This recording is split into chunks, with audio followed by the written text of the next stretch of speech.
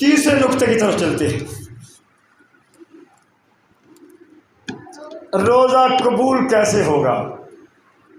صرف 2 شرطیں ذہن میں رکھیں روزے کی قبولیت کے لیے۔ اصل قبولیت پر فکر ہونی چاہیے نا، محنت تو سارے کر رہے ہیں، اگر قبولیت نہ ہوئی تو زیادہ افسوس ہوگا۔ محنت کرنے والا، اب دیکھو گندم کاشت کی ہے، محنت کی ہے لوگوں نے، ہل چلایا، پانی لگایا، پھر بیج ڈالا، پھر کھاد وغیرہ سپرے، بڑی نگرانی کی، اب گندم پکنے کے قریب ہے، پک چکی ہے، اور جب کٹائی کا وقت آیا تو جو سٹے تھے، بالیاں تھیں، ان میں دانہ ہی نہیں تھا۔ افسوس ہوگا یا نہیں؟ کتنا افسوس ہوتا ہے کہ محنت بھی ہو، ملے بھی کچھ نہیں۔ نیکی کرنے والے کو سب سے زیادہ فکر یہی ہونی چاہیے، کہیں یہ ریجیکٹ نہ ہو جائے، کیونکہ رب العالمین نے قرآن مجید میں اعلان فرمایا ہے، هل اتاک حدیث الغاشیہ عاملۃ ناصبہ تصلی نارا حامیہ۔ اس دن کی خبر دیجئے جس دن لوگ عمل لے کر آئیں گے، نیکیاں جمع کر کے آئیں گے، لیکن ان کی نیکیوں کو ہوا منصورہ بنا دیا جائے گا، ریت کے ذرات بنا کر اڑا دیا جائے گا۔ تصلی نارا حامیہ، محنت کرنے کے باوجود کہاں چلے گئے؟ فکر کریں، روزہ رکھنے والے کی بات ہو رہی ہے۔ یہ روزہ معمولی عبادت نہیں، اس کو قبول ہونا چاہیے۔ رب العالمین نے جو قبولیت کی شرطیں بتائی ہیں ان کو پورا کریں۔ ایک آدمی باہر سے آتا ہے، واش روم سے نکل کر سیدھا ادھر آ جاتا ہے، اللہ اکبر، نماز ہو جائے گی؟ بولو نا۔ اب واش کے بعد کیا کرنا تھا؟ اس نے وضو نہیں کیا، نماز پڑھ رہا ہے، رکوع کر رہا ہے، سجدے کر رہا ہے، اللہ کی عبادت ہے، لیکن آپ بھی کہہ رہے ہیں کہ وہ قبول، محنت تو ہے لیکن قبول کیوں نہیں؟ شرط پوری نہیں نا۔ وضو کیا ہے؟ نماز کی قبولیت کے لیے شرط۔ نماز تب ہوگی جب وضو ہوگا۔ اسی طرح روزے کی بھی شرائط ہے جن کو پورا کرنا روزے دار کی ذمہ داری ہے، غور کرنا ہے۔ دیکھیے شرط کی اہمیت کتنی ہے۔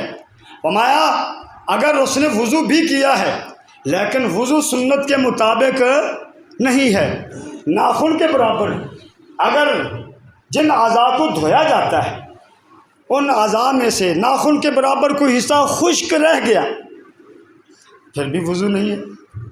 اللہ، شرط کی اہمیت کتنی! میں کہ کوئی حصہ خشک نہیں رہنا چاہیے۔ یہ ایڑیاں کون سی ہیں؟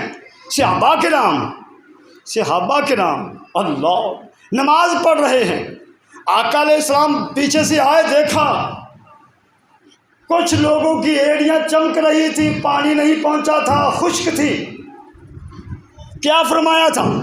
ویل للعقاب، ان ایڑیوں کے لیے ویل دوزخ ہے۔ ذرا غور کیجئے شرط کی اہمیت کتنی ہے۔ فرمایا کہ یہ ایڑیاں آگ میں جائیں گی۔ وجہ کیا تھی؟ کہ وہ خشک رہ گئی تھی۔ وضو سنت کے مطابق کرنا چاہیے۔ تو آئیے روزے کی بھی شرائط ہے، خود آقا علیہ السلام نے بیان فرمائی ہے، ان پر توجہ دینی ہے اور سوچتے رہنا ہے، اپنے آپ کو اس شرط پر چیک کرنا ہے۔ میں نے بھی، آپ نے بھی، یہ کوئی مذہبی مسئلہ نہیں ہے، اللہ کے پیغمبر کی بات ہے۔ من صام رمضان ایمانا، جس نے ماہ رمضان کے روزے رکھے، ایمانن، یہ لفظ یاد کر لو، بولو سارے، ایمانن، یہ شرط ہے۔ ایمان کے ہوتے ہوئے، ایمان موجود ہے پھر روزہ رکھا۔ دوسری شرط احتساباً، یہ بھی لفظ یاد رکھیں، ایماناً واحتساباً، ایمان بھی ہے احتساب بھی ہے تو اللہ روزہ قبول فرمائے گا۔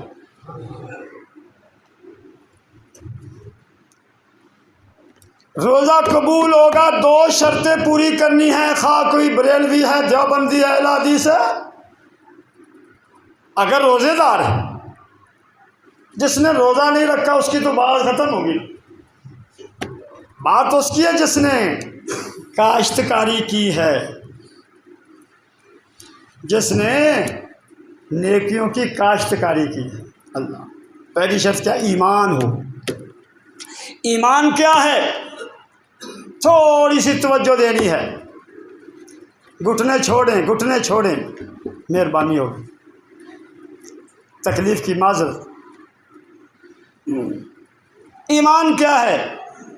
نبی صلی اللہ علیہ وسلم نے پوچھا تھا ایک قافلے والوں سے، اتدرون ما الایمان باللہ، کیا تمہیں پتہ ایمان کیا ہے؟ تو آگے سے انہوں نے کہا کہ ہمیں تو کوئی علم نہیں ہے، اللہ اور اس کا پیغمبر جانتے ہیں علیہ السلام۔ تو آپ نے فرمایا الایمان شہادت اللہ الہ الا اللہ وان محمد رسول اللہ، یہ ایمان ہے۔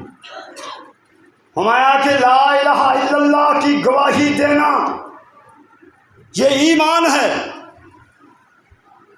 پڑھتے ہیں نا سارے لا الہ الا اللہ، لا الہ الا اللہ محمد الرسول اللہ، یہ ایمان ہے۔ لا الہ الا اللہ کا مطلب سمجھتے ہیں نا؟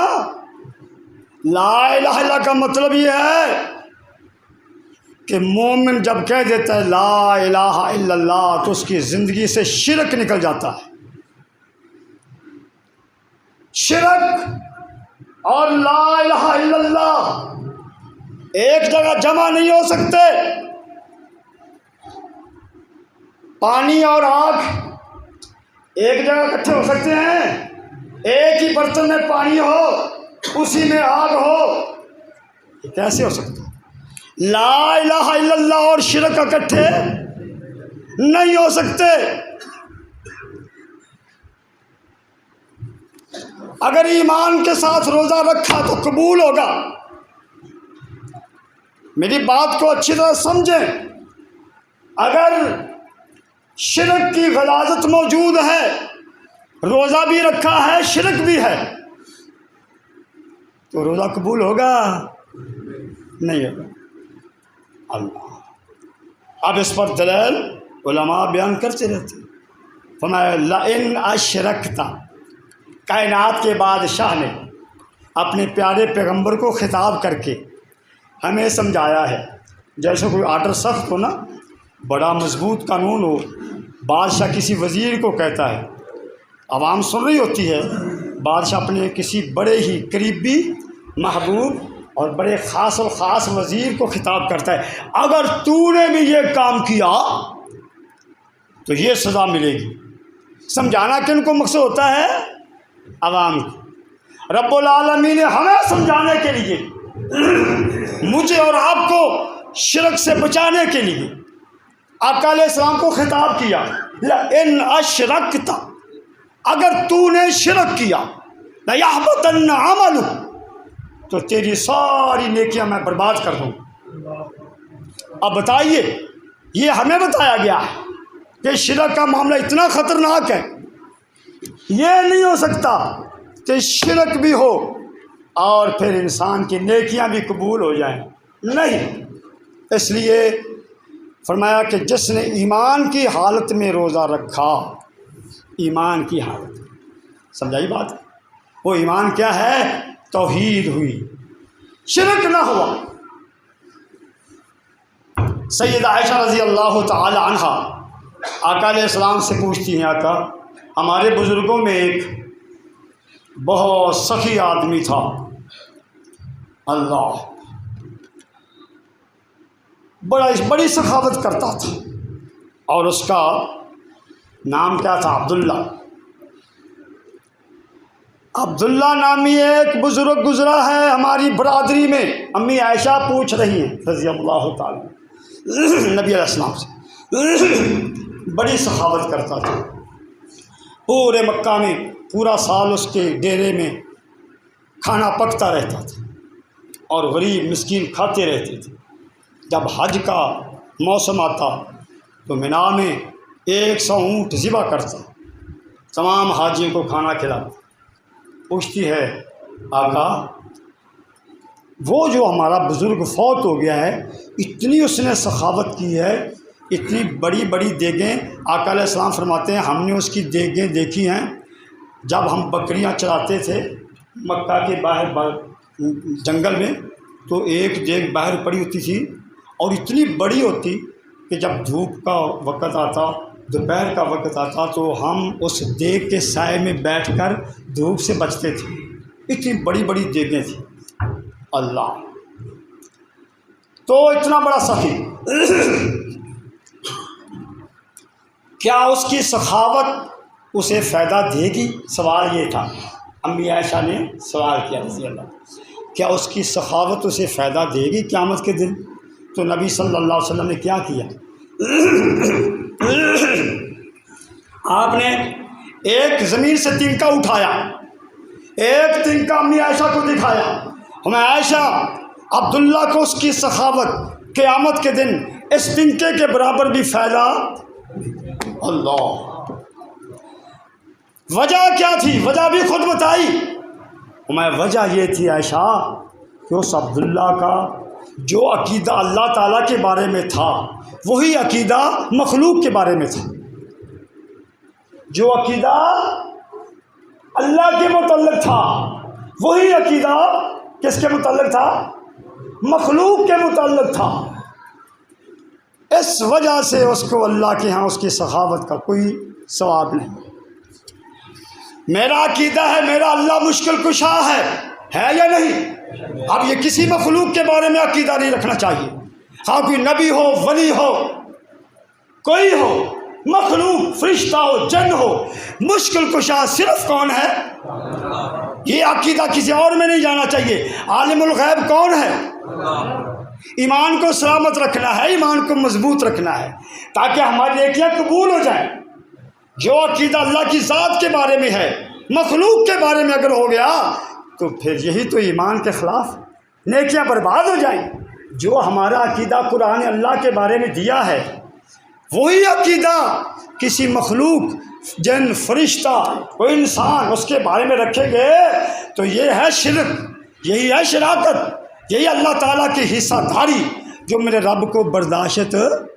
یہی کتاب کی لَإِنْ أَشْرَكْتَ لَيَحْبَطَنَّ عَمَلُكَ، اگر تو نے بھی شرک کیا تو تیرا عمل برباد ہو جائے گا۔ ہمیں سمجھایا گیا ہے ہمیں کہ اپنے ایمان میں شرک کی آمیزش نہیں ہونی چاہیے، اپنے ایمان کو محفوظ رکھ۔ ایمانیات بہت زیادہ تفصیل ہے، لیکن میں نے 2 چیزیں بیان کی ہیں۔ جس نے پڑھ لیا لا الہ الا اللہ، شرک سے بری ہو گئی، اب شرک سے اس کا کوئی تعلق نہیں رہنا چاہیے۔ اور دوسرا ایسا کون سا ہے؟ محمد الرسول اللہ، جس نے یہ کہہ لیا اشہد ان محمد الرسول اللہ، اب اس کا بدعت کے ساتھ کوئی تعلق نہیں رہا۔ اگر بدعت ہوئی تو محمد الرسول اللہ یہ دعویٰ کام نہیں آئے گا۔ بات سمجھ آ گئی؟ بدعت کے ہوتے ہوئے بھی کوئی نیکی قبول آقا علیہ السلام من آوا من حدث فیہا حدثا من احدث فیہا حدثا او آوا محدثا فعلیہ لعنت اللہ والملائکۃ والناس اجمعین لا یقبل منہ یوم القیامۃ صرف ولا عدل ولا صدقۃ۔ فرمایا جس نے کوئی بدعت کا کام کیا، بدعت کیا ہے؟ رہنمائی کے لیے رب العالمین نے کائنات کا سردار بھیجا ہے، نیکی کیسے کرنی ہے، کون سی نیکی کرنی ہے، کیسے نیکی کرنی ہے، یہ کس نے بتایا ہے؟ محمد صلی اللہ علیہ وسلم۔ اس لیے ہم کلمہ پڑھتے تو اشہد ان محمد الرسول اللہ، یہ گواہی اس بات کا تقاضا کرتی ہے کہ مومن کی زندگی بدعت سے پاک، لا الہ الا اللہ کا تقاضا ہے کہ مومن شرک سے پاک، اور محمد الرسول اللہ کا تقاضا ہے کہ مومن بدعت سے کوئی نیکی اپنی طرف سے نہیں، کسی کے کہنے پر نہیں۔ کہاں سے ملے گا ٹھپا؟ محمد الرسول اللہ صلی اللہ علیہ وسلم۔ تو فرمایا جس نے ایمان کی حالت میں روزہ رکھا، ایمان کا محور و مرکز لا الہ الا اللہ اور محمد الرسول اللہ ہے۔ اب ہم نے اپنی زندگی کو شرک سے بھی بچانا ہے، توبہ کریں شرک سے، خود بھی بچیں، اپنے معاشرے کو بچائیں، اپنے گھر والوں کو بچائیں، شرک کی غلاظت سے بچیں اور بدعات سے اپنے آپ کو محفوظ کریں۔ جو بھی نیکی کرنی ہے بولو کس کے طریقہ کے مطابق؟ محمد الرسول۔ ہماری نماز بھی محمدی ہو، ہمارا وضو بھی محمدی ہو، ہمارا روزہ بھی محمدی ہو، ہماری ہر نیکی محمدی ہو صلی اللہ علیہ وسلم۔ آقا علیہ السلام کیا فرمایا؟ یہ جو وضو کرتے ہیں، نماز پڑھتے ہیں، من توضا نحو وضوء ھذا او من توضا کما امر وصلی کما امر، ہمارا جس نے وضو ویسے کیا جیسے میں نے کیا، اور جس نے نماز ویسے پڑھی جیسے میں نے پڑھی، غفر لہ ما تقدم، اس کی زندگی کے سارے گناہ معاف کر دیے۔ یہ ہے سنت کا فائدہ، طریقہ محمدی ہونا چاہیے سب سے، یہ ایمان ہے، اس کا ایمان کے ساتھ تعلق ہے۔ یاد رکھیے ایمان بالرسول جتنا مضبوط ہوگا اسی قدر ایمانیات میں آدمی پختہ ہوگا۔ اللہ پر ایمان، فرشتوں پر ایمان، کتابوں پر ایمان، قیامت کے دن پر ایمان، تقدیر پر ایمان، یہ ایمانیات جتنا ہے اس کا محور اور مرکز ایمان بالرسول ہے، کیونکہ ہمیں پیغمبر کے ذریعے رب کی پہچان ہوئی ہے، پیغمبر کے ذریعے قرآن کی پہچان ہوئی ہے، پیغمبر کے ذریعے قیامت کی پہچان ہوئی ہے۔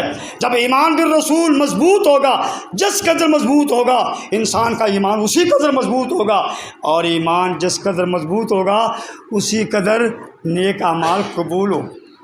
نیک اعمال قبولیت بنیاد ایمان ہے، ایمان بالرسول۔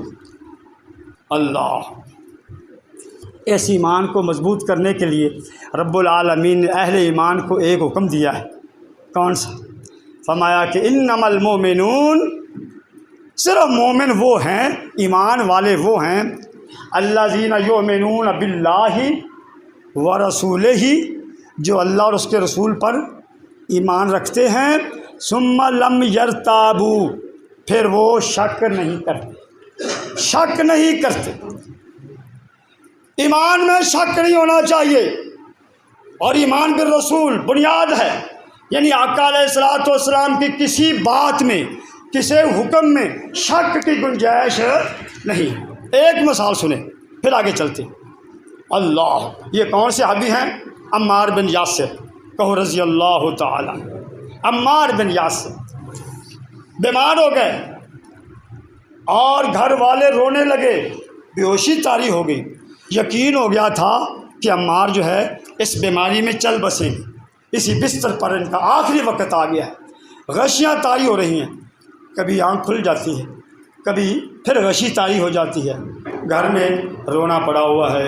اللہ اکبر، ہوش آیا نا تو دیکھتے ہیں سارے گھر والے رو رہے ہیں۔ سوال کیا کیوں رو رہے ہو؟ تم اس لیے رو رہے ہو نا کہ میں اس بستر پر اب مرنے جا رہا ہوں۔ اللہ، تم نے اب یقین کر لیا ہے کہ عمار دنیا سے جانے والا ہے، توجہ کرنا۔ ثم لم یرتابوا، اس کی وضاحت ہو رہی ہے کہ شک نہیں، ایمان پھر ہی قائم رہے گا۔ عمار نے کیا کہا رضی اللہ تعالیٰ عنہ؟ تم اس لیے رو رہے ہو کہ میں دنیا سے جا رہا ہوں۔ فرمایا کہ اگر میں بھی یہی سوچ لوں اپنے بارے میں بھی یہی سوچ لوں کہ میں مرنے جا رہا ہوں تو میرا ایمان برباد ہو جائے گا، تو میرا ایمان برباد ہو جائے گا، میں ایمان سے ہاتھ دھو بیٹھوں گا۔ بڑے حیران فرماتی ہیں عمار رضی اللہ تعالیٰ، فرماتے ہیں میں نے اپنے نبی سے سنا، آقا علیہ السلام، میں نے اپنے پیغمبر سے سنا، آقا علیہ السلام نے مجھے کہا تھا عمار تو بستر پر موت تجھے نہیں آئے گی، اقتل، تو میدان کارزار میں قتل کیا جائے گا۔ اب اگر میں بھی دل میں یہ سوچ لیتا کہ میں اس بستر پر مرنے لگا ہوں تو میرا ایمان برباد ہو جاتا۔ کیوں؟ کہ نبی کی بات میں شک آ جاتا، پیغمبر کی بات میں شک آ جاتا، اور شک جب آئے گا ایمان نہیں رہے گا۔ اللہ، سیدہ خدیجہ رضی اللہ تعالیٰ عنہ، بچہ شیر خوار بچہ فوت ہو گیا، اللہ رونے لگی۔ ابھی تک اس بچے نے دودھ کی مدت پوری نہیں کی تھی، پہلے ہی رب کو پیارے ہو گئے۔ اللہ، نبی علیہ الصلوۃ والسلام آئے، خدیجہ کیوں رو رہی ہے؟ آگے سے کیا فرماتی ہیں خدیجہ رضی اللہ تعالی ام المومنین؟ فرماتی ہیں آقا میں اس لیے رو رہی ہوں کہ میری خواہش تھی کہ میرا بچہ دودھ کی مدت پوری کر لیتا، حولین کامل ہے، 2 سال دودھ کی مدت ہوتی ہے بچے کی، میں اپنے بچے کو 2 سال تک دودھ پلا لیتی، میری یہ خواہش تھی، ہائے کاش میری یہ خواہش پوری نہیں ہوئی، بچہ پہلے چلا۔ نبی صلی اللہ علیہ وسلم نے کیا فرمایا؟ میں کہ خدیجہ سن، اس وقت جنت کے اندر رب العالمین نے تیرے بچے کی دودھ پینے کی مدت کو مکمل کرنے کے لیے جنت کی دائی کا انتظام کر دیا ہے، وہ اسے دودھ پلا رہی ہے، ہمیں اب دودھ پلا رہی ہے۔ امی خدیجہ رضی اللہ تعالیٰ عنہ آنسو تھم گئے، اللہ خوش ہو گئی۔ ساتھ ہی نبی صلی اللہ علیہ وسلم نے کیا فرمایا؟ اگر تو کہے تو میں اللہ سے دعا کرتا ہوں رب العالمین تیرے بچے کے دودھ پینے کی آواز تجھے ابھی سنا دے۔ اللہ، تو جو کرنا شک ایمان کو برباد کر دیتا ہے۔ خدیجہ اگر تو پسند کرتی ہے تو میں ابھی آرڈر دیتا ہوں، اللہ تعالیٰ سے دعا کرتا ہوں وہ تجھے بچے کے دودھ پینے کی آواز جو ہے نا سنا دیتے ہیں تاکہ تجھے یقین ہو جائے۔ آگے سے امی خدیجہ نے کیا کہا؟ لا، اللہ لا اصدق اللہ ورسولہ، نہیں، مجھے اب بچے کی دودھ پینے کی آواز سننے کی ضرورت نہیں ہے، میرے آقا نے بتا دیا ہے، اگر میں یہ کہوں کہ مجھے آواز سناؤ تو میرا ایمان برباد ہو جائے گا، تو میرا ایمان برباد ہو جائے گا۔ جب آپ نے بتا دیا مجھے یقین آ گیا، یہ ہے ایمان۔ ثم لم یرتاب، پیغمبر کی کسی بات میں سلف صالحین کی یہی دولت تھی۔ نبی علیہ الصلوۃ والسلام نے کیا فرمایا ہے؟ توجہ ہے، شک نہیں کرنا۔ آقا علیہ السلام کی بات پر آپ نے کیا فرمایا؟ فرمایا کہ البیعان بالخیار ما لم یتفرقا وان صدقا وبینا بورک لہما فی بیعہما۔ جس مسلمان کے ہاتھ میں ترازو ہے، ترازو کی ڈنڈی ہے، جس کے پاس تول ہے، اس کے لیے آقا علیہ السلام کا پیغام ہے تم کاروبار کرتے ہو، اگر تم نے سچ بولا اور چیز کا عیب بتا دیا فروخت کرنے سے پہلے، بورک لہما فی بیعہما، تو ان کی اس تجارت میں اللہ تعالیٰ برکت پیدا فرما دے۔ یہ کس نے کہا ہے؟ صادق المصدوق امام الانبیاء نے، نعت کے وحی نے کہا۔ اب ہم مسلمان ہیں، اپنے ایمان کو سلامت رکھنا ہے۔ آپ نے یہ بھی فرمایا کہ جس نے خرید و فروخت کے وقت جھوٹ بولا، عیب چھپا لیا، محقت برکت بیعہما، تو رب العالمین ان کی تجارت کی برکت ختم فرما دیں گے۔ یقین ہے؟ یقین ہے، اور یقین اگر نہ ہوا تو پھر ایمان کیا ہے؟ ایمان بالرسول کیا ہے؟ کہ جو آپ نے کہہ دیا اس پر یقین کامل، ایسا یقین جو اپنے آپ پر نہ ہو، آقا کی بات پر یقین ہو جائے۔ نبی علیہ الصلوۃ والسلام کی ایک حدیث سنیں اور آخری بات کرتا ہوں۔ آقا علیہ السلام نے کیا فرمایا؟ الماء ماء زمزم لما شرب لہ، فرمایا کہ پانی زمزم کا پانی جو نیت رکھ کر پئیں گے وہ اللہ عطا کرے گا۔ یہ حدیث ہے، اللہ، یہ حدیث ہے۔ امام ترمذی رحمہ اللہ کے اس والد کہتے ہیں بیٹا جب کوئی حدیث آئے عقل میں نہ آئے تو تیرا امتحان ہے، تیرے ایمان کا امتحان ہے۔ جب کوئی حدیث نبی کی بات آ جائے عقل میں نہیں آ رہی تو یہ نہ کہنا کہ عقل میں نہیں آ رہا اب اس پر عمل نہیں کروں گا، ہمارا اس وقت تیرے ایمان کا امتحان ہے۔ میں سن، تیرے ابو کے ساتھ ایک معاملہ پیش آیا، میں طواف کر رہا تھا عشاء کے بعد، امام ترمذی کے والد کہہ رہے میں کیا کر رہا تھا؟ طواف کے دوران مجھے پیشاب کی حاجت ہو گئی اور واش روم دور تھے۔ میں سوچنے لگا کہ اب دور جاؤں گا واپس آؤں گا، تکلیف ہے، کیا کروں؟ مجھے آقا علیہ السلام کی حدیث یاد آ گئی، ماء زمزم لما شرب لہ، زمزم کا پانی جو نیت رکھو گے اللہ پوری کر دے گا، پینے سے پہلے جو نیت کرو گے۔ میں نے فوراً وہیں کنویں سے زمزم کا پانی لیا اور یہ نیت کر کے پانی پیا، یا اللہ میرا طواف مکمل ہو جائے، پیشاب کی حاجت رک جائے۔ اللہ، میں نے زمزم پی لیا، ہے تو پانی پینے سے پیشاب زیادہ آتا ہے نا۔ اللہ اکبر، میں نے آقا علیہ السلام کی بات پر یقین کرتے ہوئے پانی پیا، بیٹا صبح تک مجھے پیشاب کی حاجت نہیں ہوئی۔ اللہ، تو کہنے کا مقصد اپنی ایمان کی حفاظت کریں۔ دوسری شرط کیا ہے؟ احتساب، روزے کی حالت میں احتساب ہو۔ احتساب کیا ہے؟ کہ نیت میں کیا ہو کہ میرا اللہ مجھے دیکھ رہا ہے، میرا اللہ مجھے دیکھ رہا ہے، اور اللہ تعالیٰ کا مراقبہ کرتے ہوئے روزہ رکھا اللہ کی رضا کے لیے۔ یہ دو شرطیں پوری ہو گئیں تو انشاءاللہ تعالیٰ اللہ تعالیٰ اس روزے کو قبول فرمائے گا۔ دنیا بھی آسان، قبر بھی آسان، اور حشر بھی آسان ہو جائے۔ اقول قولی ھذا واستغفر اللہ لی ولکم ولسائر المسلمین وآخر دعوانا الحمد للہ رب العالمین۔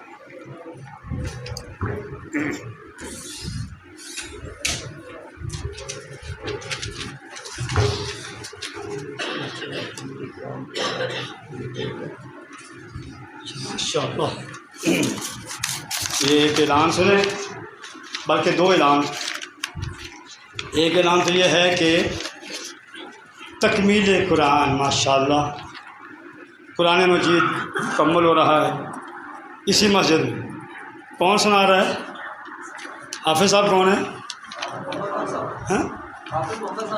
ماشاءاللہ، تو کہیں مکمل ہو رہا ہے، اور اس پر ایک تقریب ہے 28ویں شب 7 اپریل بروز اتوار بعد نماز تراویح۔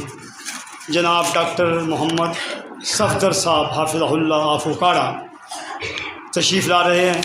تمام احباب کو دعوت ہے، اس دعوت کو قبول فرمائیں۔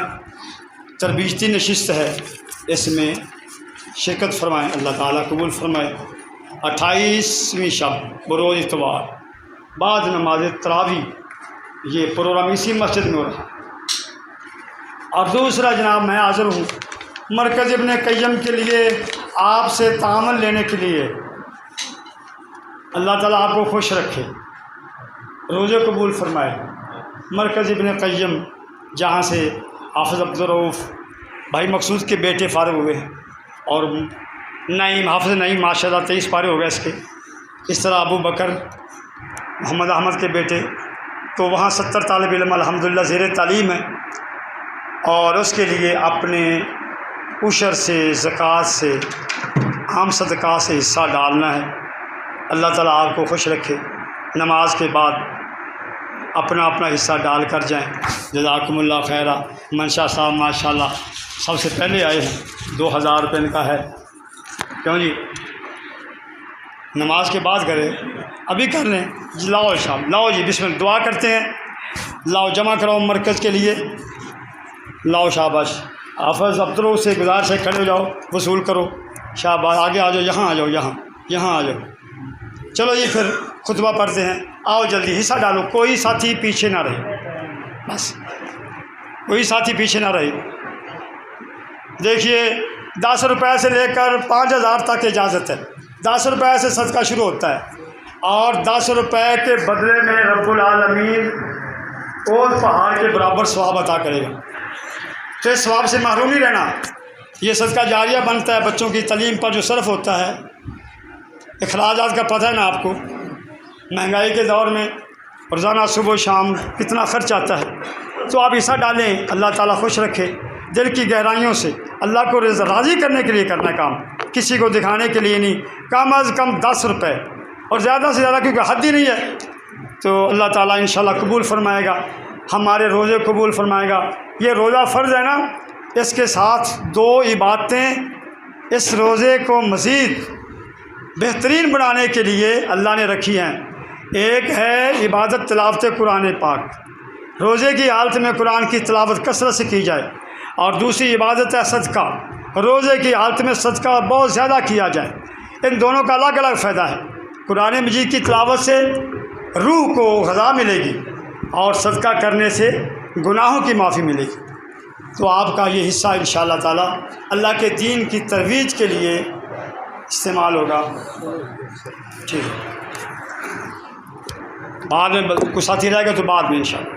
الحمدللہ ان الحمدللہ والصلاة والسلام علی رسول اللہ، اشہد ان لا الہ الا اللہ وحدہ لا شریک لہ